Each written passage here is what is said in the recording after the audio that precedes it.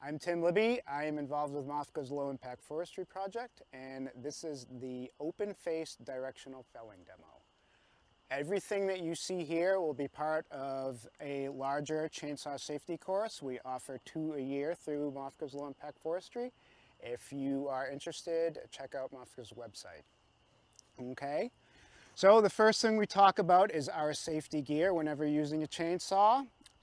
Start with my sawyer's helmet. It's completed with head protection, intact face shield, and hearing protection mounted right on it. It's very convenient. I have my cut resistant chaps on, and I'm wearing steel toe boots today, okay? With good heavy tread for traction, okay? The chainsaw itself, all right, this is a modern, smaller style, professional size saw, but there are many models around like it. But there are a few very important safety features that you should keep in mind. Number one, I think, is probably a working chain brake, okay? The chain brake's designed to be engaged with 2 hands on the saw. Anytime you take a hand off the saw, the chain brake goes on, okay? Anytime I take more than 2 steps, I put the chain brake on, okay? Underneath, a chain catcher to shorten the distance of the chain in case it comes off the bar, all right? Throttle lock right here that works, working throttle lock. The only way you can engage the throttle is if you have your hand fully engaged around the rear hand hold. Forward hand hold is connected to the saw, okay? So those are a few important safety features of the saw, all right? So, when coming out into the woods to do our job out here, we want to take in all kinds of information all the time. So one of the first things I like to do is assess what kind of hazards are in the area. And there's all kinds of hazards, and they can depend on the season. So a lot of forest work is done in the winter time, so there's often ice and snow, all right? Limbs on the ground, if you're working in the same area for a while, you might be piling slash up, so footing is often a problem. I always like to take a rugged stance and brace myself when I'm walking around, okay? Wind is a considerable hazard, all right? If you see treetops swinging back and forth, you might decide that's not a good day to go work in the woods, all right? Other trees, trees in the way of your tree that you want to fell, those can be hazards. Dead standing trees or snags can also be hazards. If there was a snag or a dead tree leaning up against this one, I would have to take care of that first. Any tree in the radius of your working area that is dead is also considered a hazard, okay? Large glacial erratics, uneven ground, logs in your direction of fall, those can all be hazards too, okay? Looking up at the tree itself, I don't see any considerable dead trees in the way. There's a popples next to us here that is partially dead, but I don't identify that to be a concern now. This is a pine. They often have dead, spindly, dry branches that can fall when the tree is moving.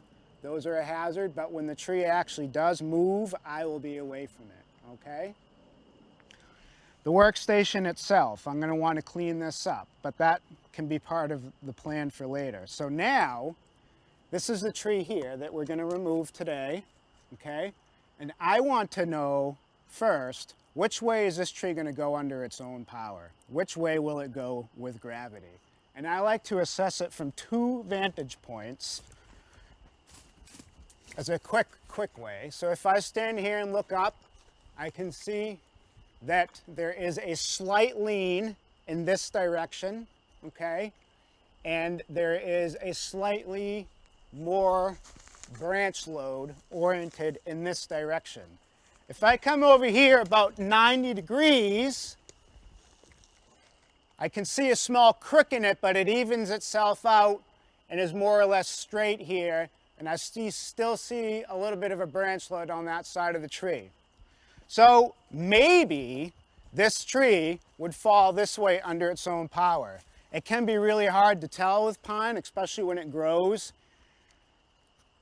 in close quarters with other pines around it. They tend to grow very straight. But I have a very cheap insurance here, okay? So if for whatever reason I misjudged which way this tree will fall, I'm gonna put this in the tree and I'll show you how to ensure that this tree will go the way I want it to fall and I will not lose my saw in it, all right?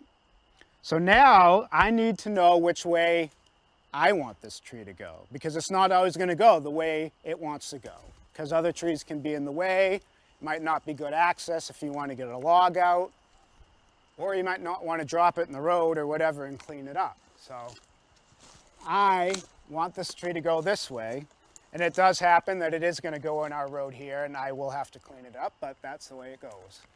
So I'm going to get it to shoot between the canopies of these trees around it, all right? And I can aim, and I will, and I'm going to aim right through this canopy at a point out in the distance. I see a tree out there that I'm going to actually aim at, okay? And I can aim with my saw. Many saws have witness marks on them that are either relieved or raised in it. I actually painted one on here. Okay, this is 90 degrees to my bar.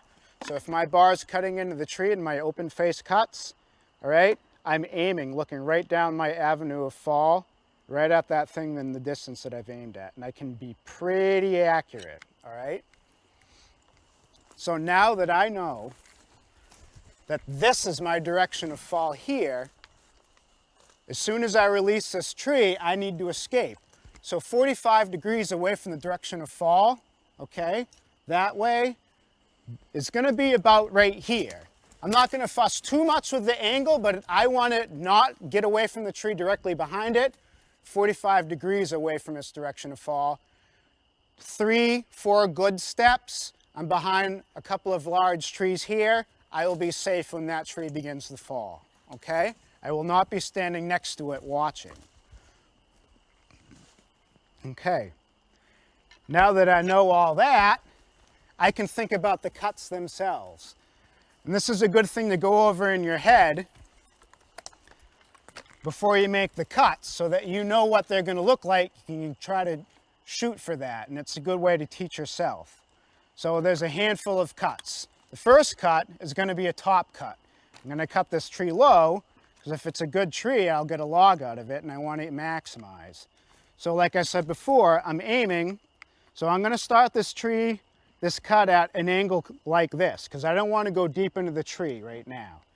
And while I'm beginning my cut, I'm watching my aim until the bar gets deep enough into that cut that it's stable, and I'll stop at about 10% of the diameter of the tree.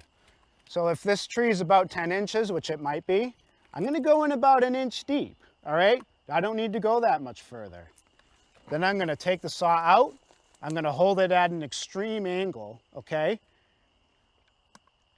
Holding the saw level so that when I cut in, I'll make those 2 cuts neat, all right? About the same distance, and I will remove the open face notch, okay? That notch should be 90 degrees or greater, so that the tree does not, so that the open face is not closed before the tree hits the ground, okay? So now I have that open face notch removed. I'm going to take my saw at this kind of an angle so that it does not kick out of the tree.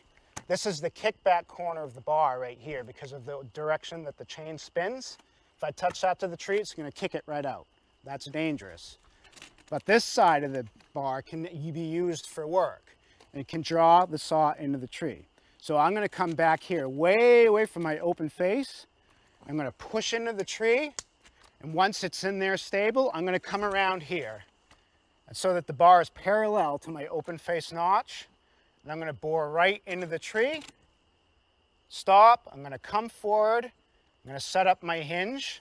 My hinge thickness, at least when looking at it from the side, is going to be about 10% again, the diameter of the tree, so about 1 inch, okay? Then I'm going to come back to about here, and I like to stop at an angle, all right, and then pull my saw out, leaving these fibers intact.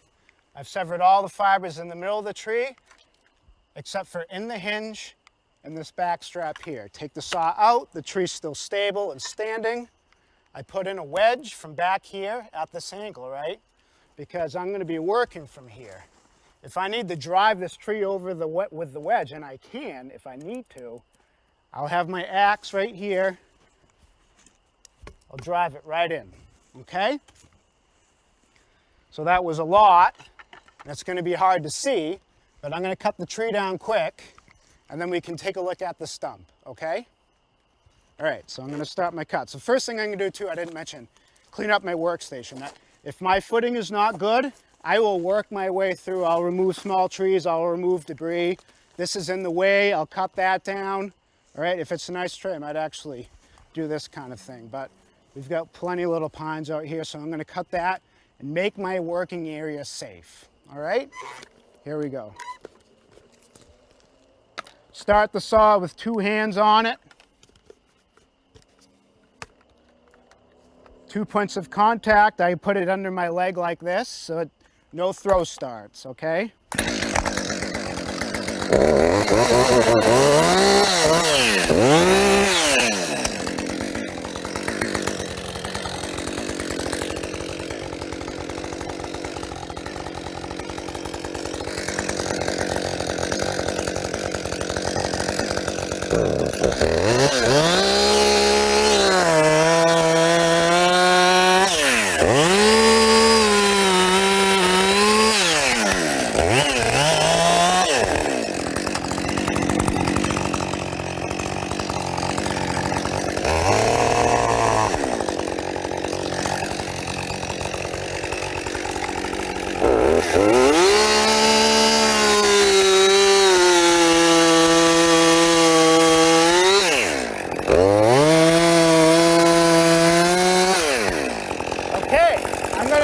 My back cut to about here, and then I'm going to stop the saw and take it out of the tree. All right, go ahead and back up.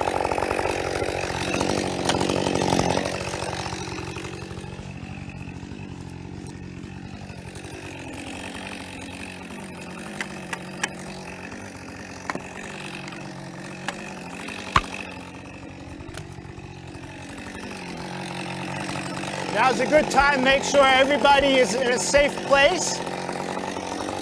Your friends, your dog, whoever. My last cut's going to be to remove this, either a little above or a little below my wedge, okay?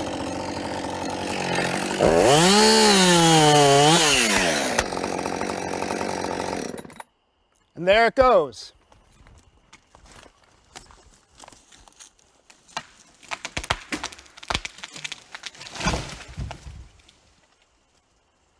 Now you see how I'm not running back.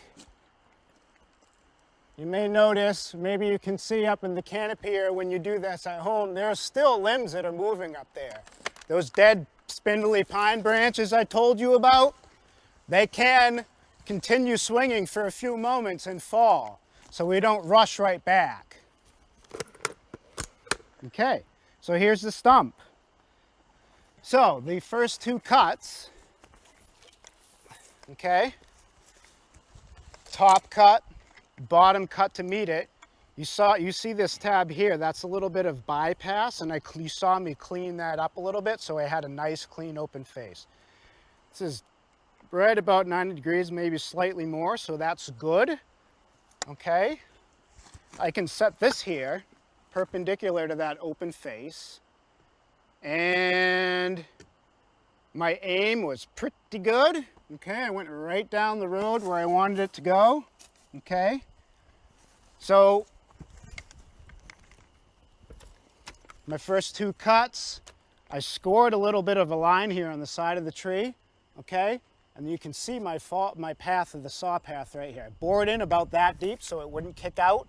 And once it was in there and stable, I came around here, all right, and I bored right through the center of the tree like this, parallel to my open face, or my hinge, or the open face, right? Came forward to about there, I stopped. My hinge might be a little bit thick, okay? Maybe I could have gone a little bit smaller on this tree. And then I came back, and I stopped right about there, okay? Pulled the saw out, brake went on, I left this piece attached. This was all still attached here. I set the wedge in, okay? Then I made this cut right here to release the tree. And over it went.